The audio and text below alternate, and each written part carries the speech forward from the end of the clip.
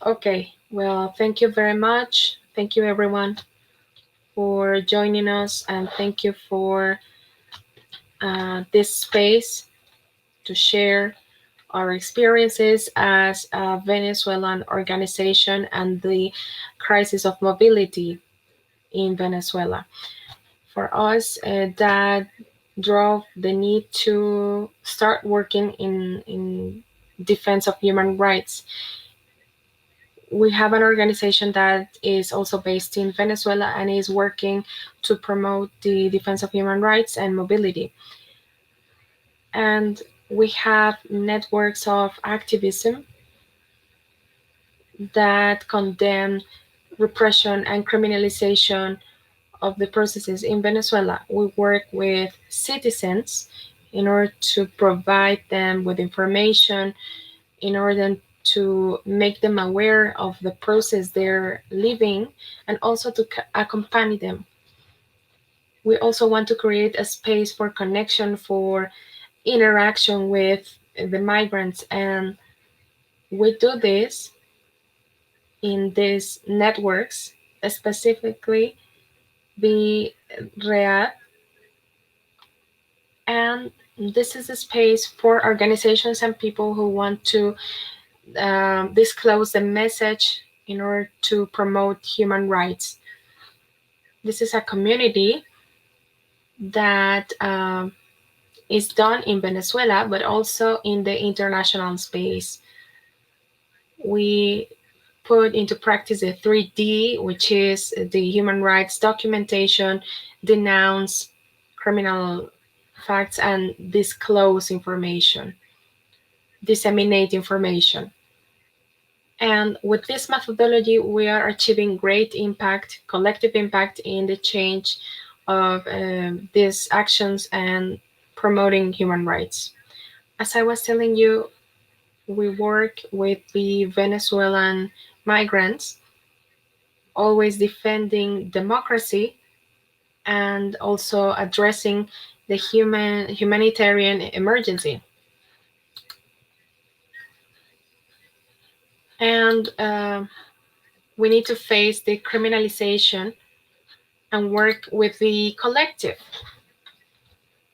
That is, if you attack one of them, you attack everyone.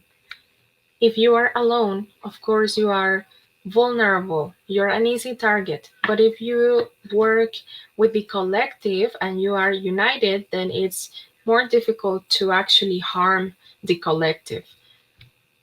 In the creation of Redac, we had interesting people joining our cause.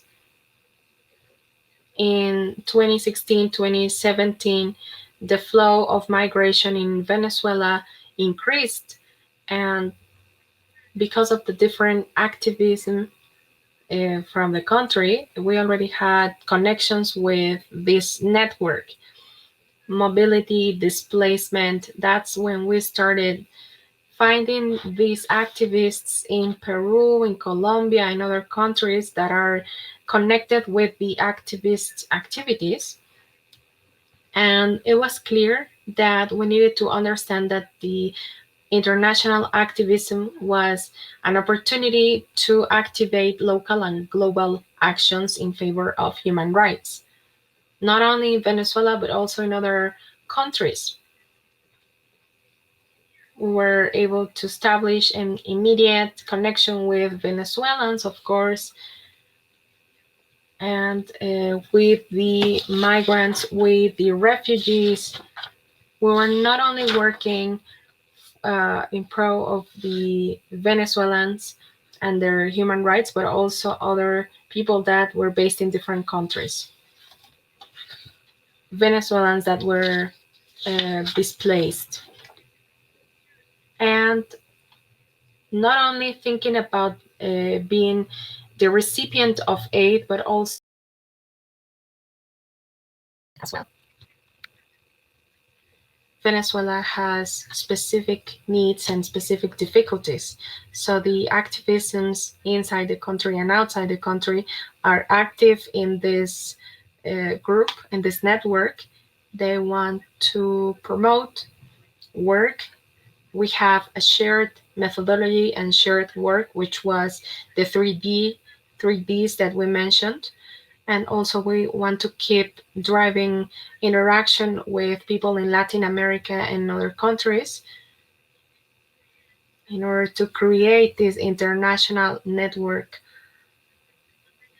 and a platform that allows us to work beyond borders in other countries, in other parts of the world, and to continue the narrative about human rights.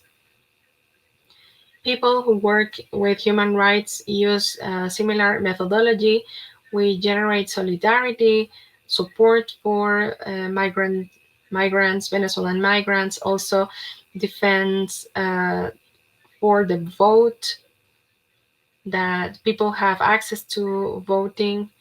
One thing that allowed us is to activate this network in more than 14 countries. This is a universal speech.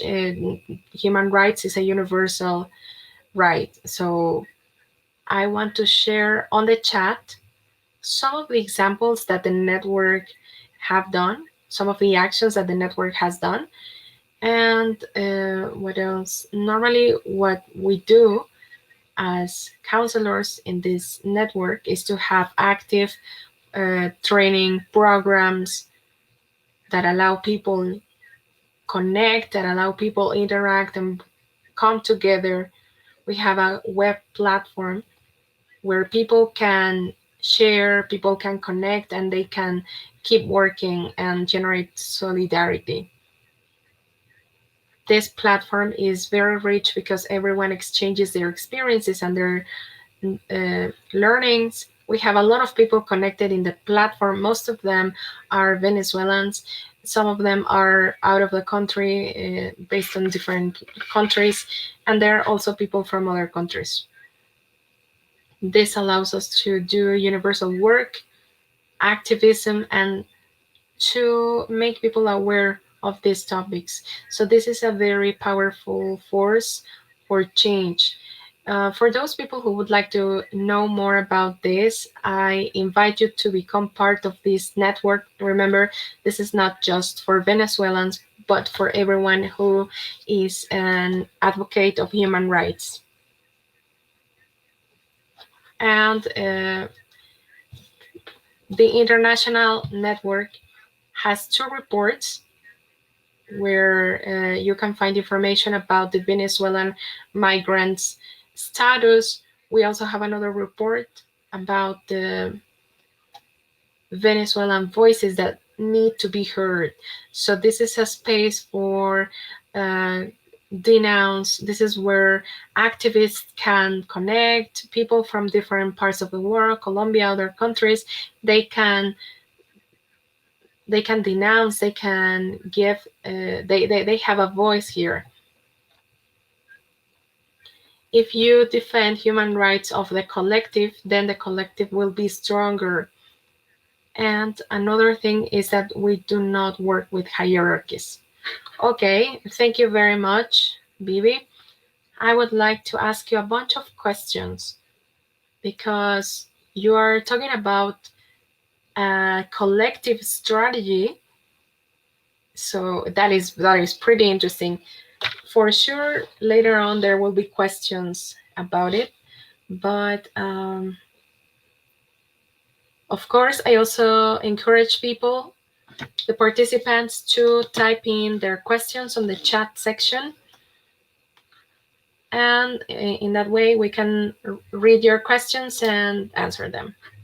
So let me work with the presentation. I'm gonna stop sharing my screen. And let's move on.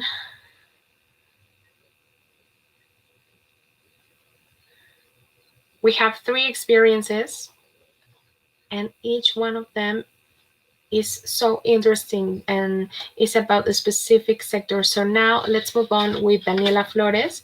She's head of Spanders, and this is a feminist organization that works in the defense of human rights, young women, LGBT community, women who are going through a gender-based situation, gender-based violence situation. Also, we will be talking about the collective vision or view when implementing these strategies. So I'm going to start sharing the presentation. Can you hear me well? Yeah. Okay. First of all, I want to thank HIP for inviting me to this space. I also want to thank my colleagues, the other panelists, and I want to congratulate you for the work that you're doing. So I am the head of Las Banderas organization. Let me tell you about it, who we are. We are a feminist organization, PAM, as you were explaining, and we have worked in favor of human rights of children, women, ladies, and any people belonging to the LGBT community. We provide shelter, we accept refugees, people who are going through forced displacement, or people who are living violence, people from different regions, the southern region, for instance. And so we opened this space for accompaniment and mediation. This was possible thanks to funding from organizations like HIP. They encouraged us to come up with new strategies for the accompaniment for people who are on the move, people who are displaced already, or people in different places. We know that this is a social work, this is collective and communitarian work,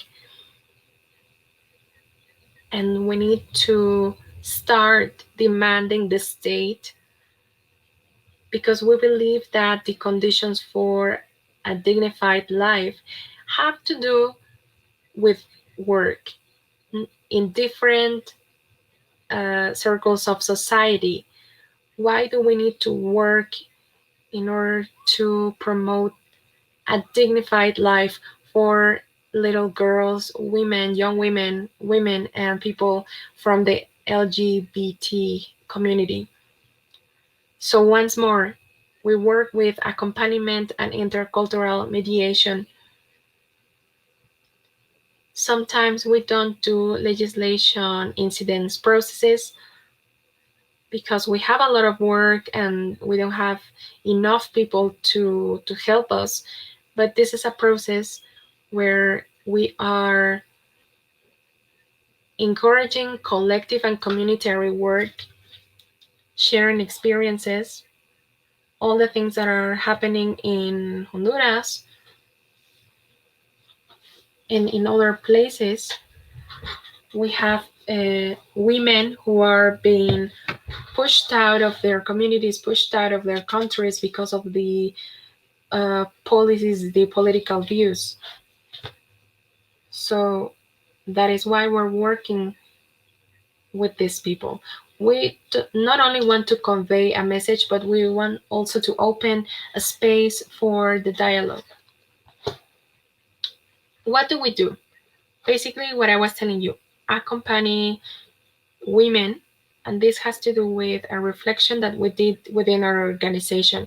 When I was listening to Beatriz, I could relate with what she was saying, because this has to do with how we, for instance, when we are defending human rights, we think that people are the object or the recipient of our defense.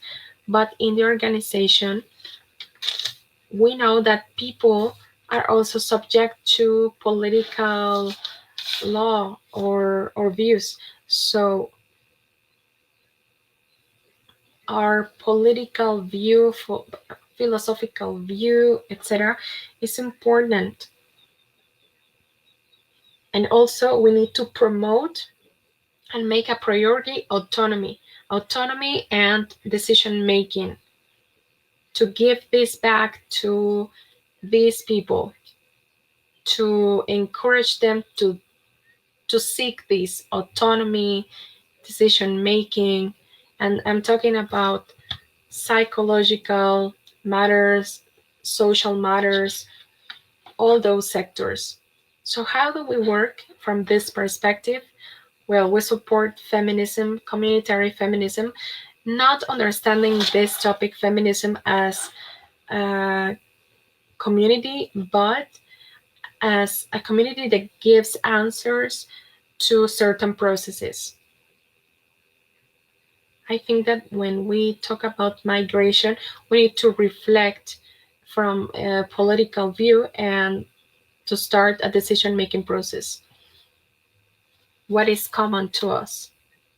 Where are we doing this? We are an organization that actually was born in Mexico, Mexico City, but we started actually working in Veracruz. Then we moved to Tabasco, and now we have international presence. Last year, we started working and promoting the opening of another association in Honduras. So we will be working with, we will be joining other organizations and other efforts that are very important in their countries of origin. And now, after saying that, I would like to say why for us it is so important to promote the voices of all these females, all the female migrants.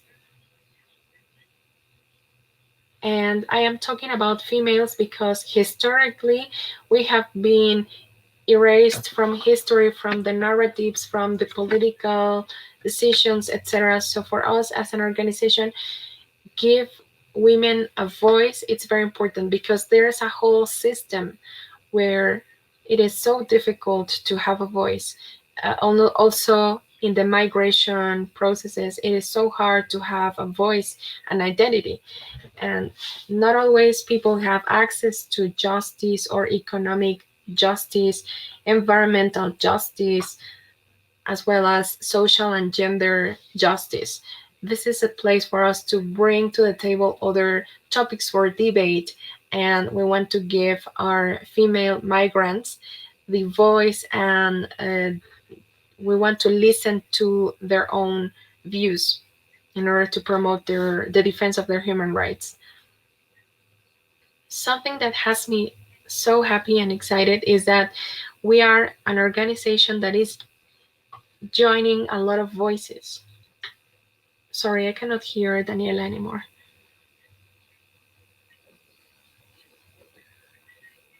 So I want to thank you and maybe open the conversation. Pame? Okay, thank you again.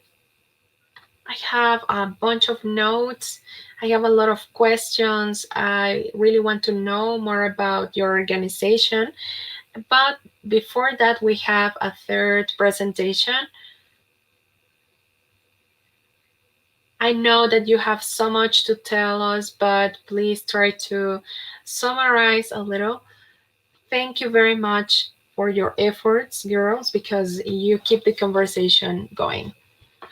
Now, let's go with Melissa Bertis.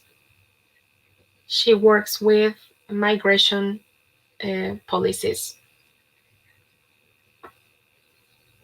This is work that we do from Mexico to other regions. So, Melissa, thank you, Pamela. Can you see my screen? Yes. Okay. Well, hit. Thank you for this effort. If we didn't have these spaces or these platforms, we wouldn't be able to share with all the people that we have today. Hello, Daniela. Hello, Pame. Beatriz, thank you very much. I really admire all the work that you're doing. So, basically, what we do, or who we are. We are an organization of civil society, and we promote migration policies and asylum policies. We do a technical as a accompaniment in legislation terms in order to promote the migration law and asylum law in Mexico with focus on human rights, of course. Here I am going to show you some of the organizations that we work with. This is the work team. Most of these organizations, or basically all of them, are doing work. So a lot of proposals and legislation counseling that we do have to do with specific experience, the defense of human rights in different migrational contexts, etc. There's one organization where I work and along with Jocelyn and other people. Jocelyn is in charge of the information area, and we have the role of monitoring and working with the collective. The work that we do is for technical accompaniment, counseling, national in 3 states of the country as well. And our topic is international migration in Mexico, including of course migrant people that require international protection, access to justice, access to rights, all the topic regarding administration and migration process, non-detention, and a topic in particular that we have been giving a follow-up after we designed, and well, there was a reform in 2015 when talking about child migration, is that group in particular, child migration. How do we do it? Through incidents with key actors, with the legislation at a federal level, Querétaro, Puebla, and Tlaxcala, monitoring, ongoing monitoring for the legislation work, the reforms to the law, the allies, and the main topics that we have as a group. And we do the technical counseling within the commissions where we try to push the initiatives. We try to like rewrite the reforms, or also we do the training. I am going to talk about that in a moment, but we need to have the people that are in charge of decision making. We are a collective, we are a network, and the articulation, we do this with organizations that have been working with us for many years, as well as new organizations. Actually, I have a meeting with Daniela. I would love to talk with her to join our efforts. It was very interesting what she said. So I would like to talk about certain topics that we could maybe strengthen, or some topics that require legislation, support, or counseling. We also disseminate information, not all of it, but we do a lot of work. A lot of organizations also do a lot of work, but we do the dissemination of information. Basically, we want to reach the legislation sector, so we direct our information and our messages to that sector.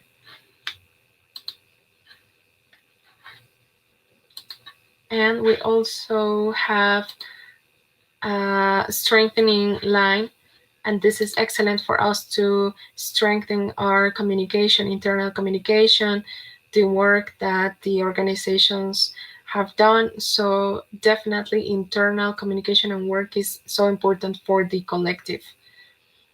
About the technical accompaniment, we need to work with the collective, we need to review, give our opinion, and give our position on certain reforms in the frameworks at federal level. In this case, we had the participation of Norma Mendieta, and we are going over a reform that has to do with education in order to modify the civil code, and we want to guarantee the right for people to do the registry.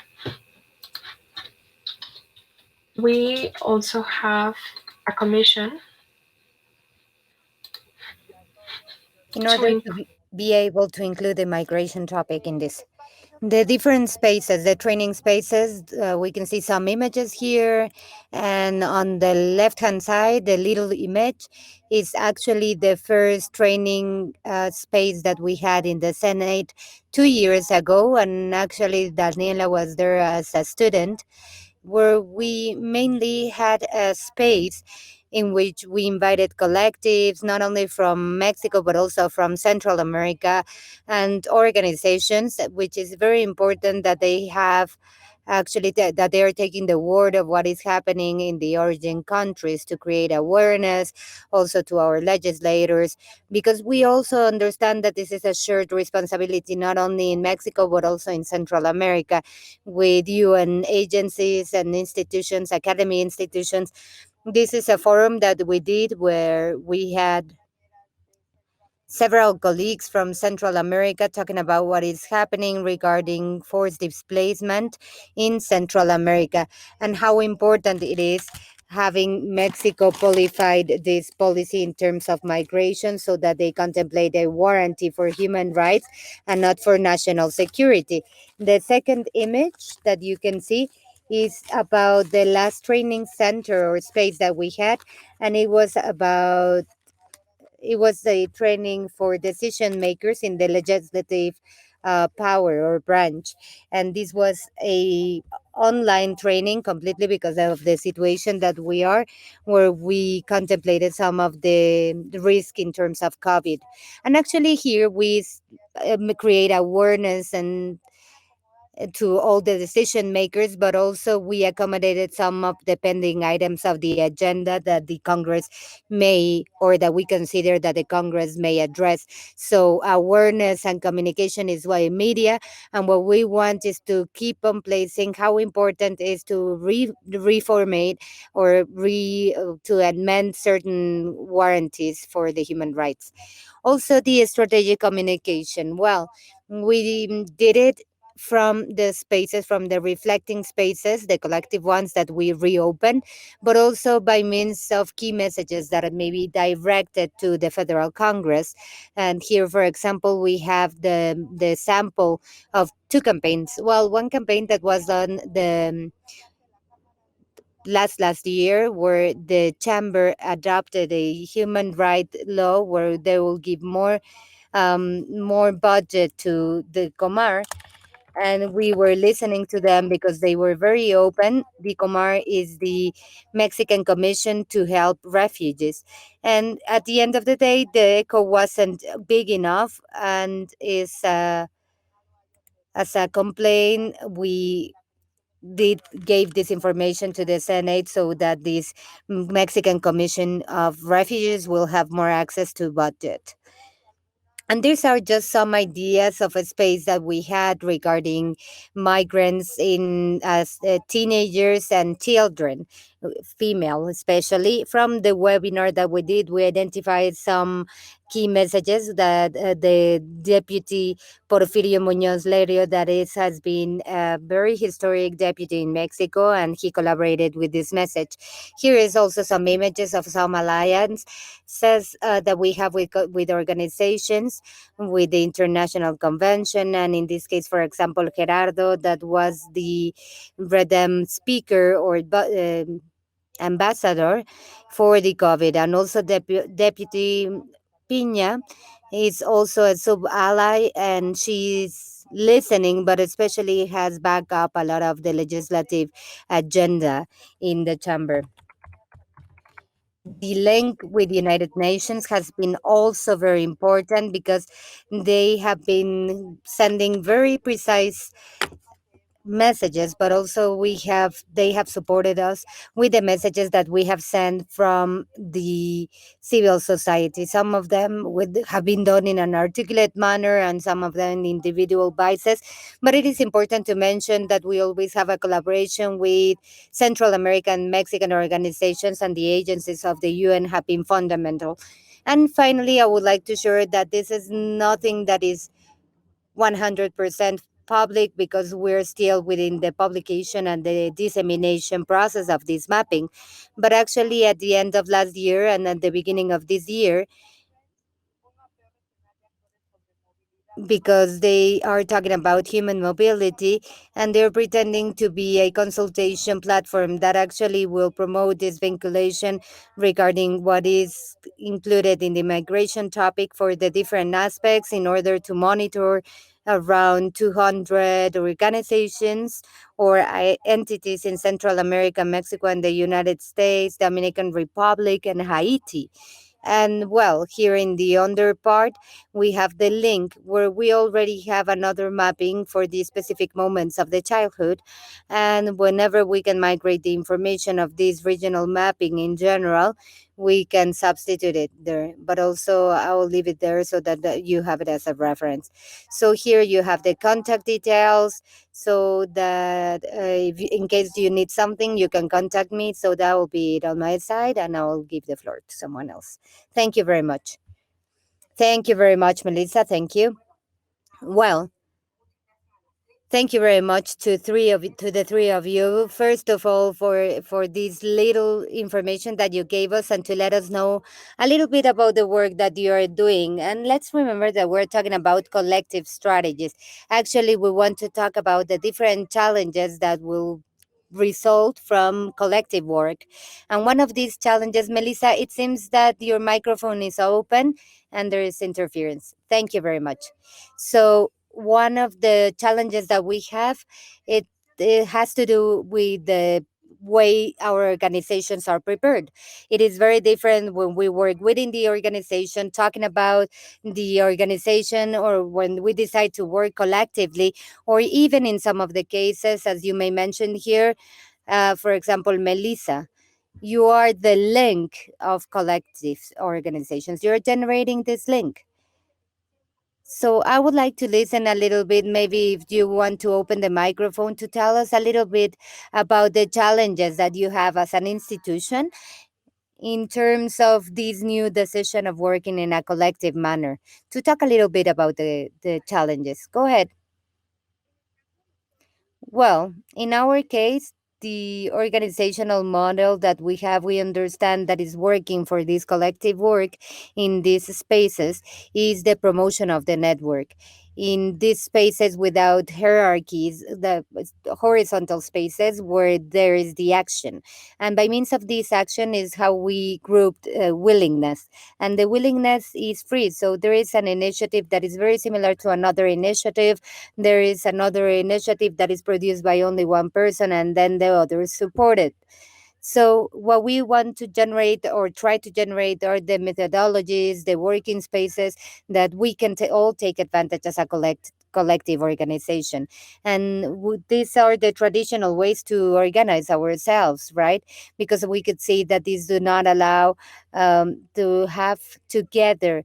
Only we move quicker, but we can also go farther. Some of the things that we always say is that without, it doesn't matter, or without wanting to eliminate, or without wanting to eliminate diversity, or the individual interest, or the individual capacity, there is always a potential, an immense potential, when we share the information.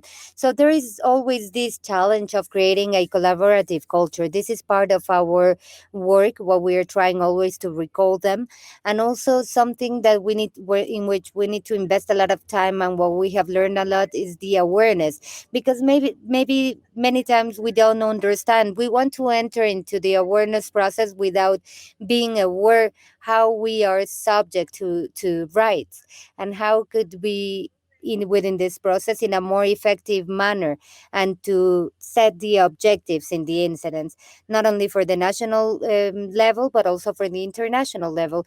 And there are other challenges to get to know the international mechanisms. Why? Because at the internal structure, there are no protection measures. So in that case, and especially in the migration topic, the international topic will become a challenge. And it is very important, the auto mechanic training and definition. This is one part. But definitely, I will say that the constant training and to generate a reference, because this is nothing that could be teach. It's something that you experience: solidarity, collaboration. So you cannot teach it only with words but with actions. And when those actions are provided, magic is created. So how, with this solidarity, with this collaboration, we can reach something that I could not achieve by myself. So this is the aggregated value by the collective and by the union. Thank you, Beatriz, very much. For sure, I have another question that I would like to do to you, more particularly because of the challenge that you have virtually, and also because you're a collective that is on the outside. So I would like to go back to this question about which are the challenges that you have about creating a collaborative culture, to get to know the rights. Which are the challenges that you see as an institution, and that will take this into consideration by working in a collective group? Who wants to go next? Mel, you can take the floor. Ready. Thank you, Danny. So, challenges, understanding that we're focusing on internal issues and that the challenges are more on the external terrain. Challenges are very few. For example, to match agendas with each organization may be very complex. This is what Bibi was mentioning, because actually each organization has their own agendas, their own interests, and their own priorities, even. So, to achieve hooking or matching this interest and this agenda is a huge challenge itself. To strengthen, for example, the communication, the internal communication and decision making, it is also an important challenge. The internal changes, even the normal ones, whatever we talk, because we are a movement of human rights, may be also very important, because actually we could have different possibilities to give follow up, but sometimes it is not necessarily that the organizations could do this or that are within their agenda. So the internal changes to us could be very of high impact, but also it could be an opportunity window to create new ways to communicate ourselves internally. Another challenge that has to do with the challenges, because it has the internal part and also the external part, is even the context itself. Right now in Mexico, I don't know, Danny, how, what is your opinion, and maybe you can tell us a little bit of this and your experiences in the chat. The lecture that we have from different alliances is that the government is totally closed to listen to these civil organizations. And this obviously increased our rejection and our anger against the government, because we are totally emotionally worn, because we had already a progress as organizations, we have certain expectations, and even we had certain projects. But actually, this government has turned around a lot of things that we have already constructed. The articulation, listening, dialogues for the complaints, for the claims are completely closed. And even, and I would like to wrap up with this, the fact of not having an acknowledgement and now having a lack of legitimization of the social work of the social society work regarding the progress, regarding even the resources, something about transparency that we know that we do it yes or yes. This is not only placing in risk our role as human rights defenders, but also especially the ones that are on field, and sometimes many times they are women with family, with children that maybe are living alone. So all this is a big challenge. Is a challenge that we're facing. And right now that we're talking about phrases, a phrase that we have in our working group is the less the more.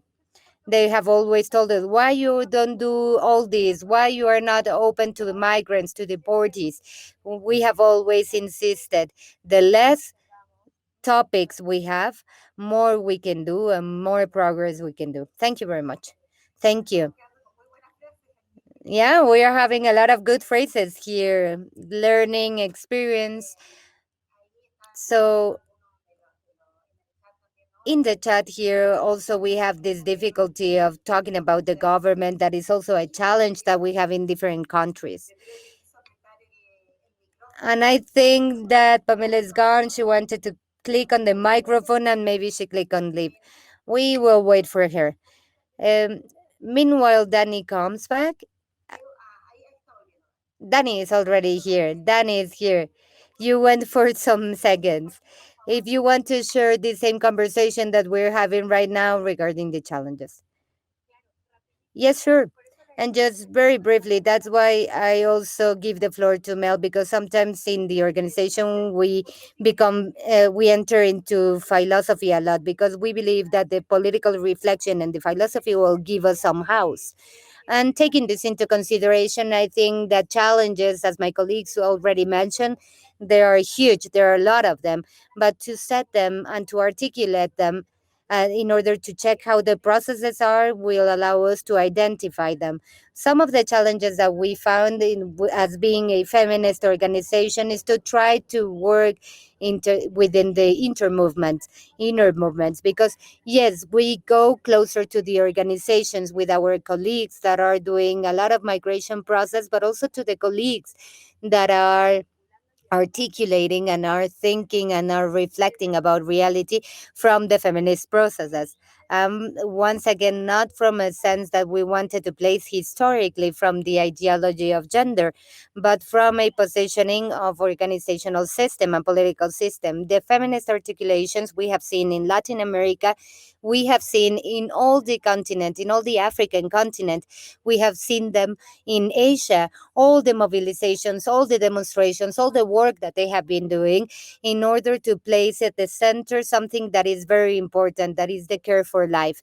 And the care for life historically, that of the people that historically have been vulnerable, girls, women, feminized bodies, etc. And from this there is something very important, that is the topic about power. And I always say it in the organization, how we eliminate power to the ones that have power, and how to balance the powers, because this may be very complex.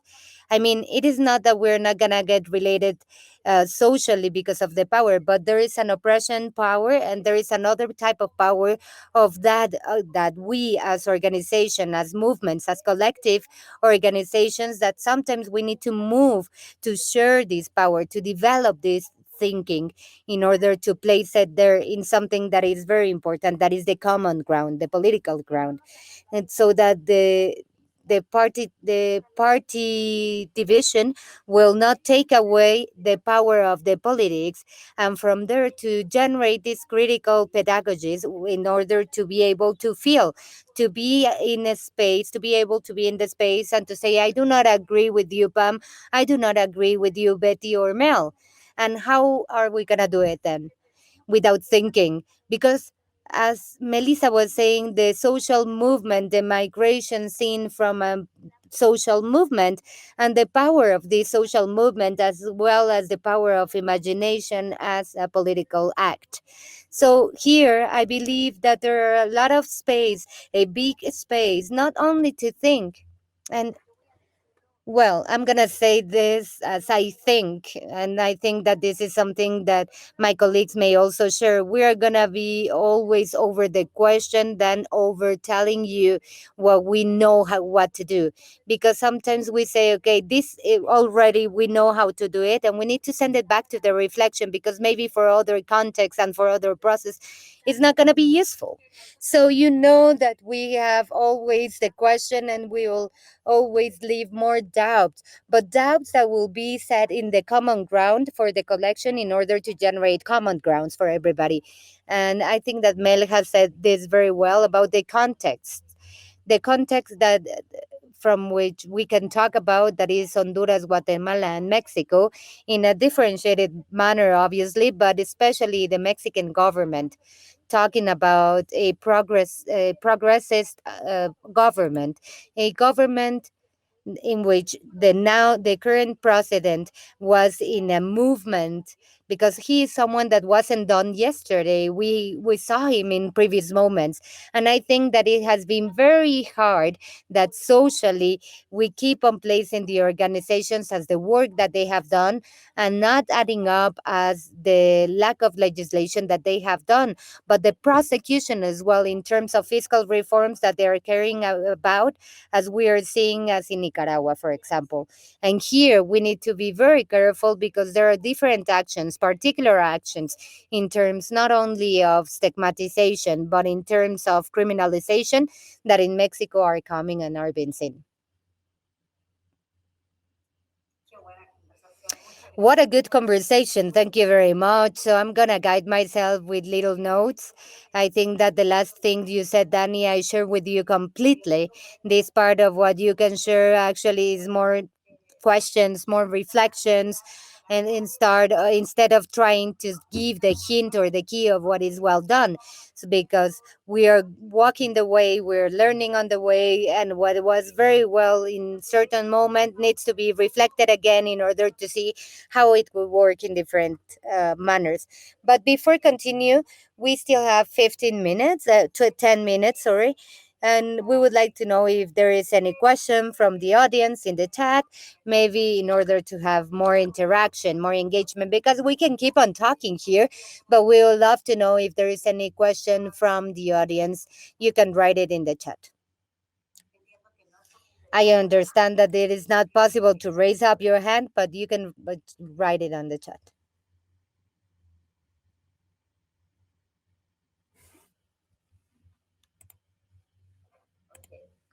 Okay. So we're gonna be very pending to see if there is any question.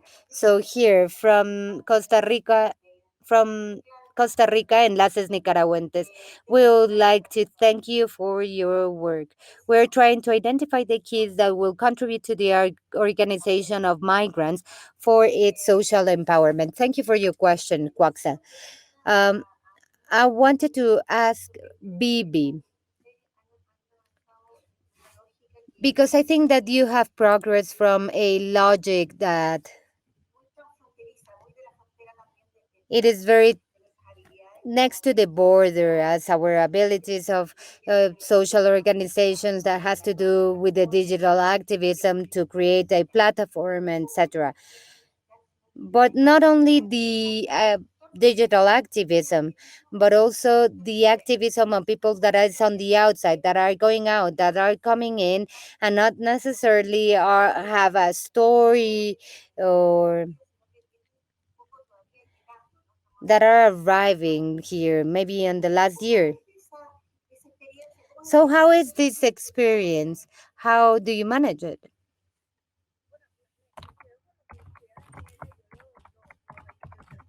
So, what Daniela just said, and I would like to reinterpret, we also learn with our own processes, because at the end of the day, this is very organic how the organization processes are among the people, what it works and what doesn't work.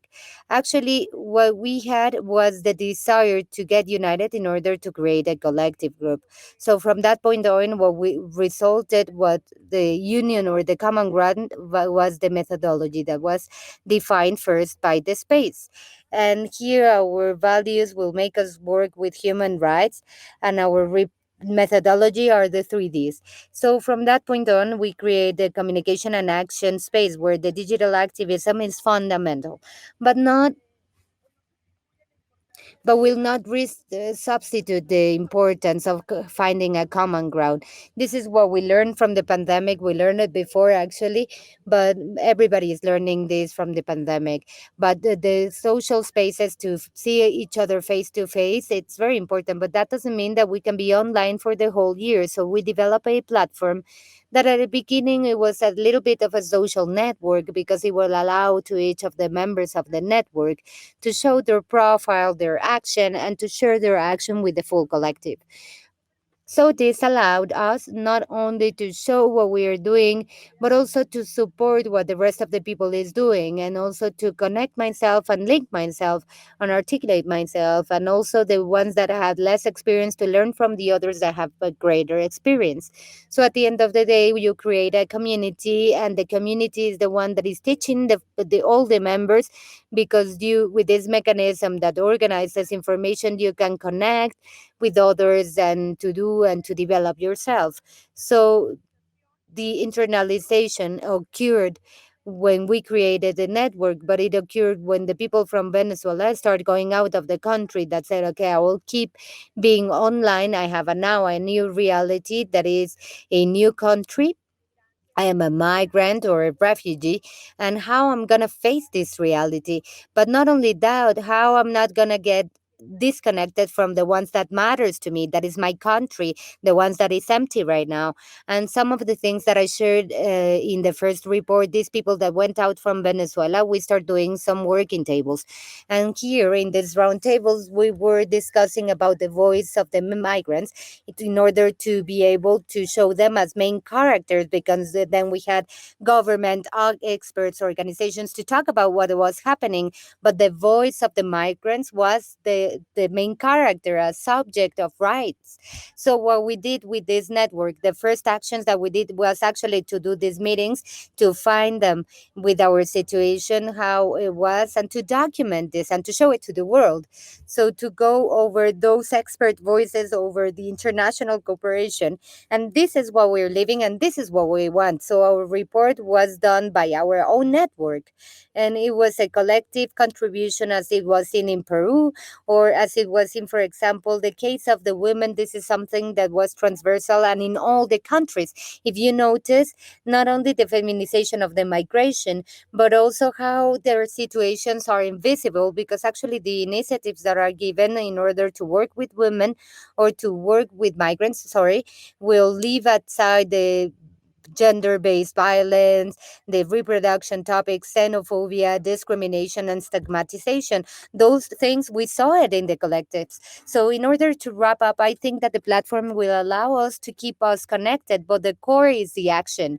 What characterizes us is the action, and the platform, the WhatsApp, the Google group, and the website, what help us, those are tools for communication and for visualization, but the heart of the network is everybody's action for the international and national members. And what unites us is the universality of human rights that are being affected in Venezuela, in Latin America, and unfortunately in the world nowadays. So this union as people that have a common ground, and that we want to make an action in order to transform the reality, that's the real power. The real power is willingness, and we're all united to transform our little spaces with our little actions. Thank you, Biri. Thank you very much. So we are almost reaching the end of this session. We had had a very wonderful and delicious conversation. I would like to thank HIP for, or HIP, to promote this space, to for allowing us to use this space. We're totally sure, and we're expecting also to have the same conversation, then to channelize it, and it will be shared in different platforms further on. As we know, all this is recorded, so all this is going to be conveyed. For sure,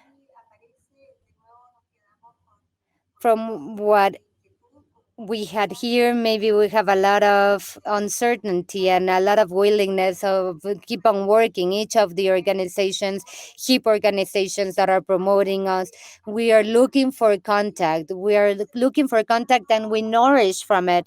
So let's feel ourselves completely active, completely able to communicate, to create alliances, to create these groups, because the challenge right now is to work in a collective manner. So we're wrapping up, and I see that there is a question: how do you think that we should integrate the perspective of the migrant people and in our structures that are not always adjusted to the ways of the organization? So, Andrea, maybe you can answer this question. We will keep on working on this question for sure. In many places, we have moved forward in this regard, and for sure, we're all learning about this. Thank you very much. So, we'll keep on the conversation, and congratulations to everybody of you for your work. Thank you. Goodbye.